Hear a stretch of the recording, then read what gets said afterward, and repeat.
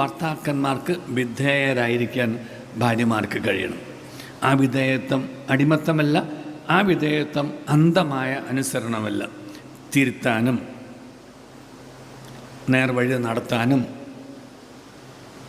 തിരുത്തിക്കൊടുക്കാനും മനസ്സിലാക്കി കൊടുക്കാനും. എന്തുകൊണ്ട് ഈ തലയണ മന്ത്രം എന്നുള്ള വാക്ക് വന്നത്?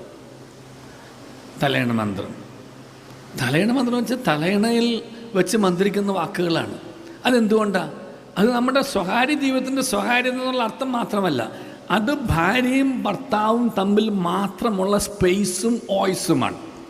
That's an exclusive space between the husband and wife, and that is an exclusive voice between the husband and wife. അതുകൊണ്ടാണ് എൻ്റെ അവകാശം ഇനി ഭർത്താവിനാണ്, ഭർത്താവിൻ്റെ മേലുള്ള അവകാശം എനിക്കാണ്. ഇതിൻ്റെ അർത്ഥം എന്താ? ആ എക്സ്ക്ലൂസിവിറ്റിയാണ്.